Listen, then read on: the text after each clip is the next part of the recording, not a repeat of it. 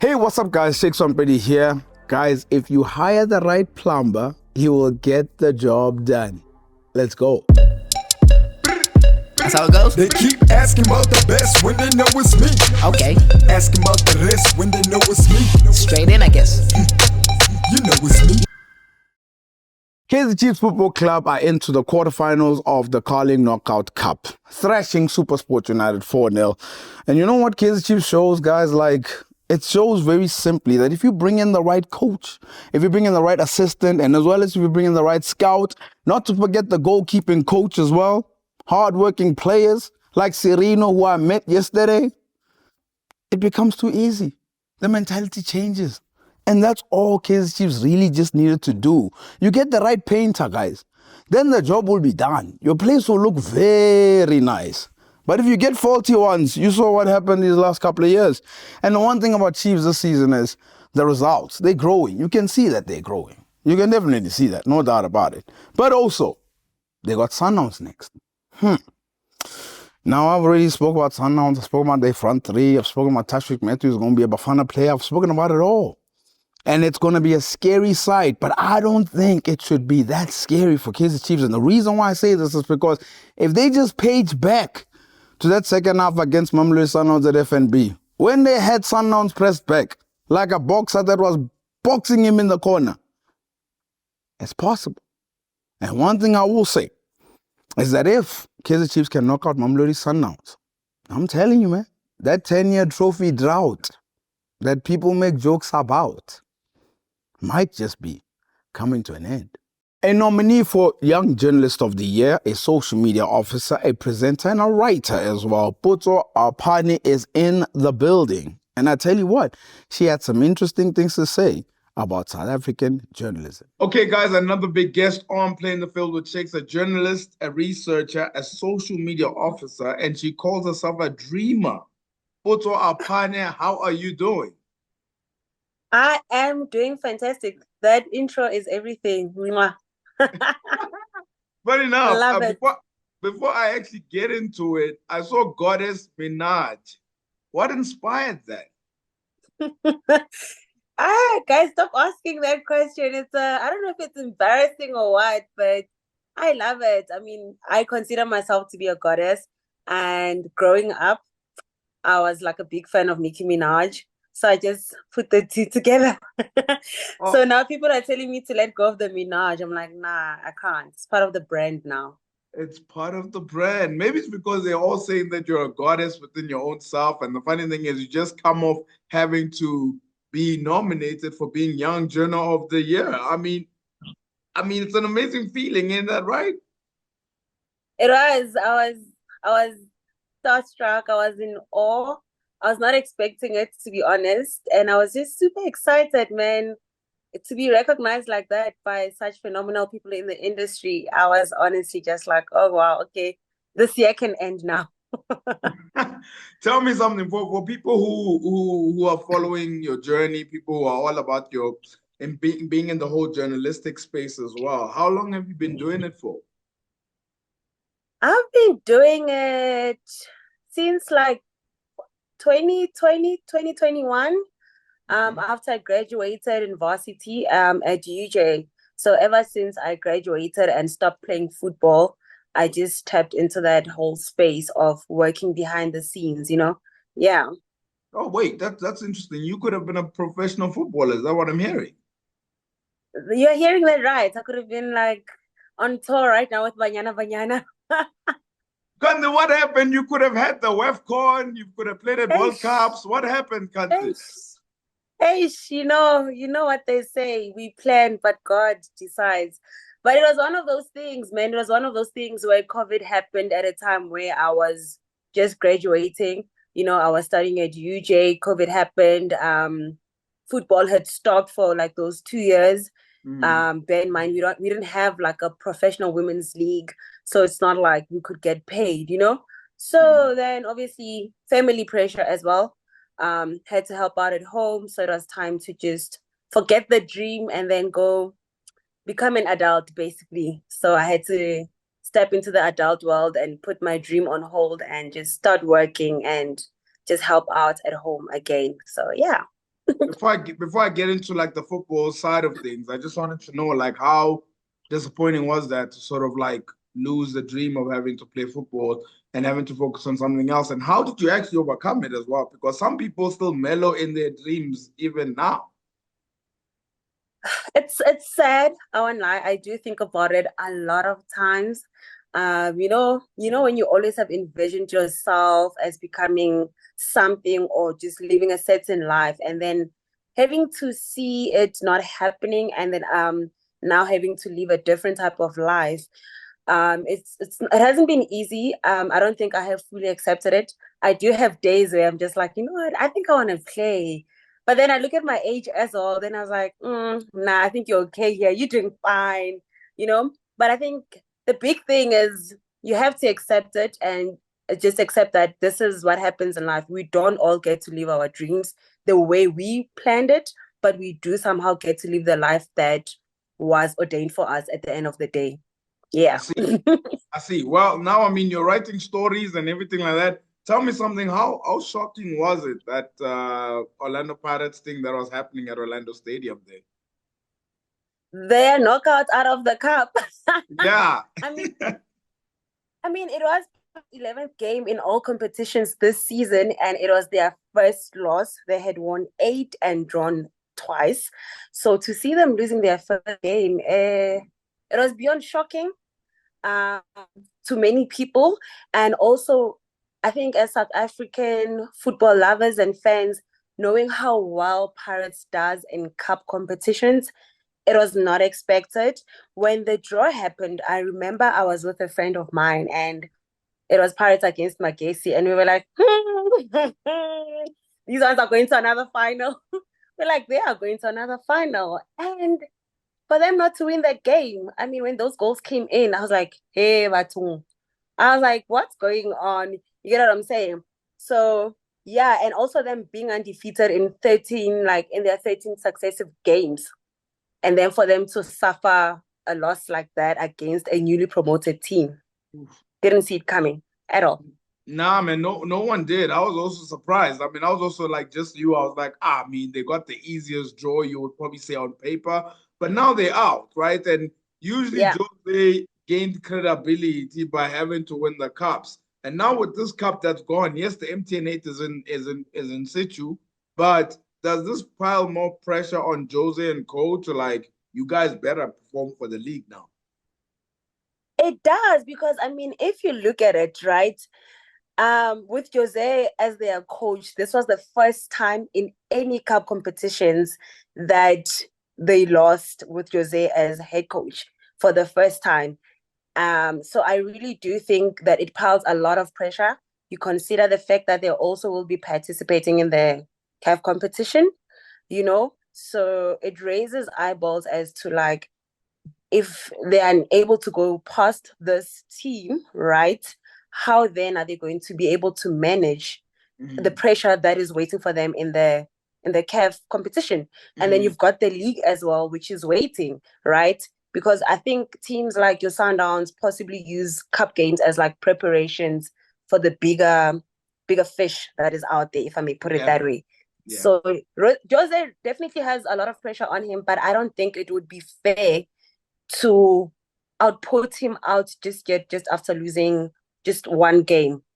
I know like they're out of the cup competition, but I mean, he's been doing very, very well. He's been doing very, very well. No, man, I totally hear you. And we're speaking about a club that also obviously deal with league and as well as CAF that's coming. But now we've got a team that already knows that pressure. And it seems like they're coming right with under Manova. They're scoring goals for fun. They're creating goals for fun. They're keeping clean sheets. Vala's in on the mix and all that. I mean, Potso, tell me, is Mamelodi Sundowns unstoppable at this point? I think it's obvious.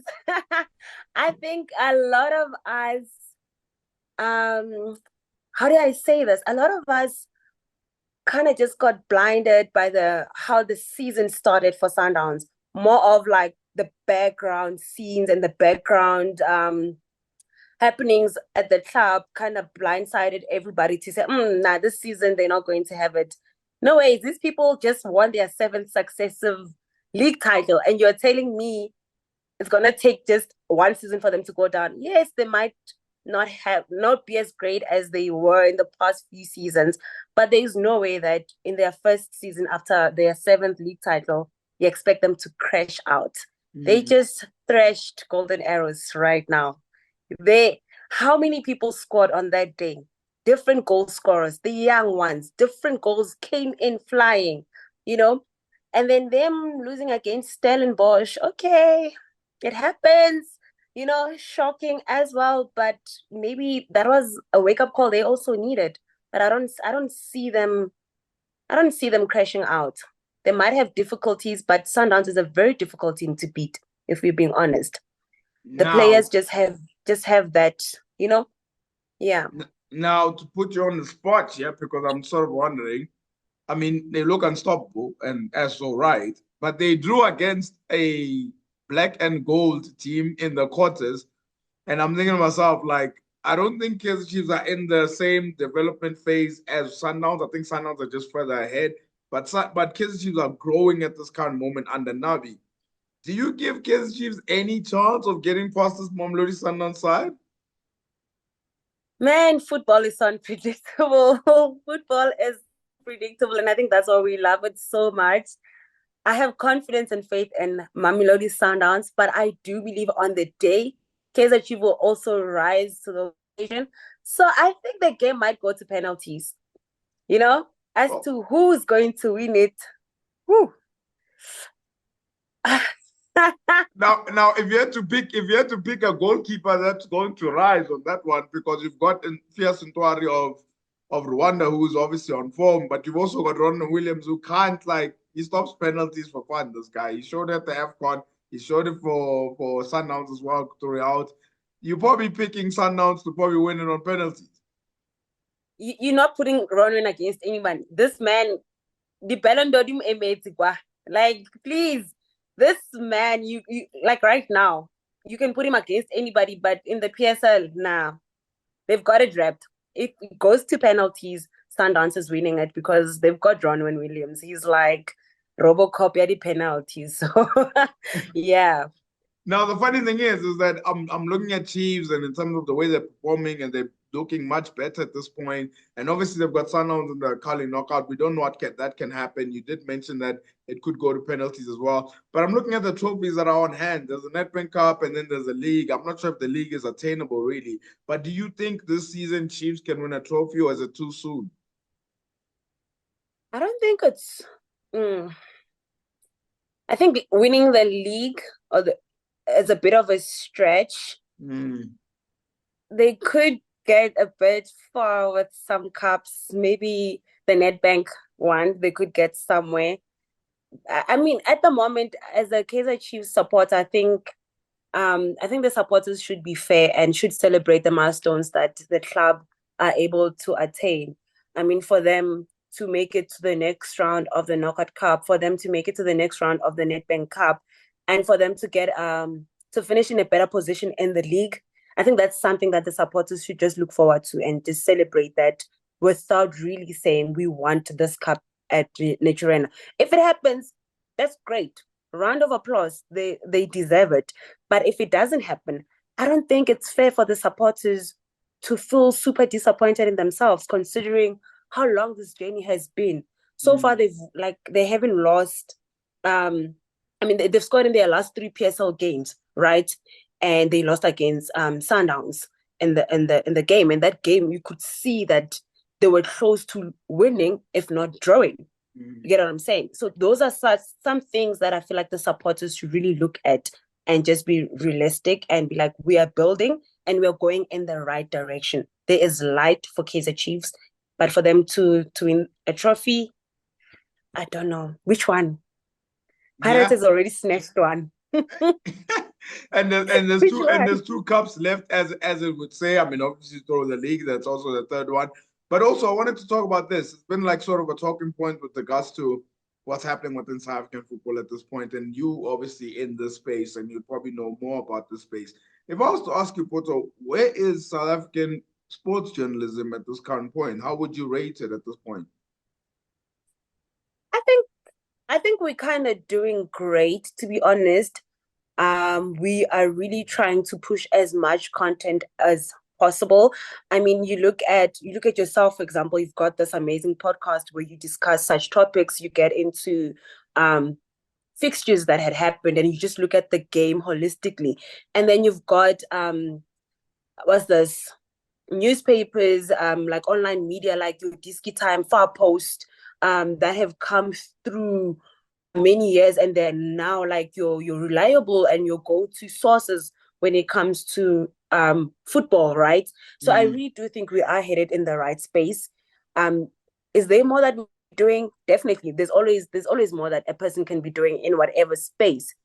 But I do think that at this current moment, we've got journalists that are on the ground. We've got journalists that are trying their level best to bring us as much information as possible. As much as the scrutiny they may be getting from supporters to say, you guys are not really asking the right questions. But what are the right questions? You ask this question, then they were like, why did you not ask that other question? You get what I'm saying?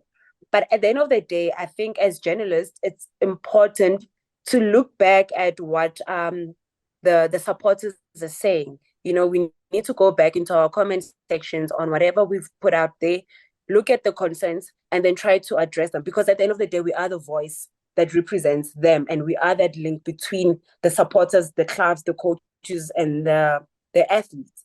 But I do think we are headed in the right space, and we are definitely doing something. Now, I found interesting. I saw one of your interviews previously before, and I actually saw a quote, and I just wanted to sort of ask you regarding this quote. So, Potso says, I am driven by the belief that women in sports deserve to be seen, heard, celebrated, and that amplifying the voices of women in sports can inspire the next generation. At this current point, how would you rate? Do you think women are getting the attention that they deserve within sports? I think there's some level of it. I'm still not super impressed. I'm still not super happy, but it'd also be unfair to do a comparison between men and women, considering the level of interest, which is something whereby through Basari in Action, which is like my blog where I try to amplify their voices and give them that space. We are trying to make sure that we are bridging that gap, at least like not too much of a gap should be there between how men are getting the attention. Like throughout history, men have always gotten the attention when it comes to sports, more especially when it comes to your male-dominated sports, right? But I do believe there should be more done. I give a round of applause to the other journalists and media houses that try to cover women in sports spaces, but it's not enough.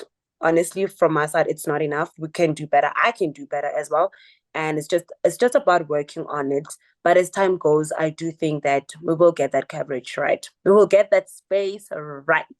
Come rain. Unbelievable. Yeah. And I absolutely agree with you. The last question I have for you, man, is I ask this to every guest that comes onto the show. And you can answer any way, however you want. There's no wrong or right answers. Where is South African football for you right now? In terms of the whole space. If you look at like South African football with a magnifying glass, where would you say? Would you say we're in a good space, we're growing, our national teams are doing this, or we still need improvement, our leagues are this, women are not paid yet? What would you say? No, like like 1 minute we are celebrating Bafana is doing great, and then there's the Hollywood Bet Super League where and then there's Banya. Like, okay, I think the space we are in, to wrap it up, is woo.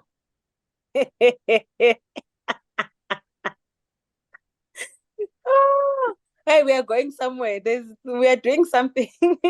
I don't know. Where we're going? Are we going to a great place, or are we going to a desert? Where are we going? Yeah, I think we're going to a good place. Bafana is making us happy. It's making us forget about a lot of our problems, which is good. A good Bafana is a great foundation for all the other youth ranks and all the things that are yet to come. So if Bafana is in a great space for me in terms of football, then obviously now we are also under pressure to make sure that the under 17s are performing, your under 15s are performing. The Banyana team also now has pressure as well on them because, I mean, if your male counterparts are doing great, you need to make sure that you're also, fagumoya as well, especially considering that you are at a more disadvantage compared to Bafana. So I think that we are heading to a good place. We just need to continue doing great. We will need to see how Banyana performs on their tour right now. And then we also just need to make sure that Bafana qualifies for AFCON. And then, the rest will follow. Honestly, the rest will follow. We do need a professional women's league, by the way. But, I guess it will follow. Well, Safa, I hope you heard that last message. And also, I would like to take this time, Potso, to say thank you for being a guest. I really do appreciate it. Having to see you get nominated as well for the Young Journalist was absolutely brilliant, especially Sinatemba and you. I like the journey you guys are on. And I'm really hoping that this is not the last nomination. There needs to be a little bit more as well. And I'm wishing your career success. Oh, man. Thank you so much. I'm listening to you right now. Tell them to nominate me. Please, please. Yes, let's get it. Let's get it. Bring those awards home. I'll definitely will do that. Please take care and keep well, yeah? Thank you, man. Same to you. Here on this show, we have no fear, no favor. Objective all the way. Players, coaches, we're watching all of you guys. This is Moegoe of the Week. There's only one player for me that stood out this past weekend, Tashwick Matthews. That is the star of the week, a baller, a player that you can just see with your own two eyes that he was not developed here. He was developed in Germany at Dortmund, and that's why he played there. Made a lovely pass, creates goals, makes runs. For me, he is the star of the week. As for the Moegoe, the Cup Kings of South African football, they're black and white into another cup competition. They got the dream draw, right? I mean, being at home against a newly promoted side in Moegoe. They went into that first half cocky, arrogant. Some would say they were still celebrating the empty net. And Moegoe scores three, wipes them out to the point that in the second half they throw everything at this team, their kitchen sinker and everything. But they could only manage to score 2. And that meant they got knocked out of another cup competition in the second year in a row because they were knocked out last season. And they knocked out again. Orlando Pirates showing Moegoe stuff. And you guys are the Moegoes of the week. Placing the right bets on the right games. Win big with Shakes Rampedi on Bet of the Week. We welcome back the UEFA Champions League. There's action tonight, there's action tomorrow, and of course, that is on the bet slip. Game number 1, my beloved Arsenal going up against Shakhtar Donetsk. I've gone with over 2.5. PSG going up against PSV, PSG straight win. Atalanta at home against Celtic, Atalanta straight win. Man City at home against Sparta Prague, obvious. It's a Sparta, it's Man City, win. And over 3.5. So I've gone with over 3.5 goals on that one. Benfica against Feyenoord, I've gone with the Portuguese side. Benfica to get the win. Young boys going up against Inter, Serie A champions, no doubt. The odds, unbelievable, 10.03. I mean, it's 10 times your money back. You don't want to miss out, right? Because I'm not going to miss out. But you have to. You have to click on the link below. Remember to practice responsible betting at betway.co.za. Come to the end of the show, guys. UEFA Champions League, the Betway Premiership tonight. I mean, it's going to be a really good Tuesday, right? And then you throw in the show that is there. Before I go, I want to say thank you to everyone who's showing love to the Pulse, the comments, the likes, the criticism. We see them, we love them. Keep throwing them on, and more is on the way. Don't forget to like, though, and don't forget to subscribe and hit the notification bell so you're notified for future episodes.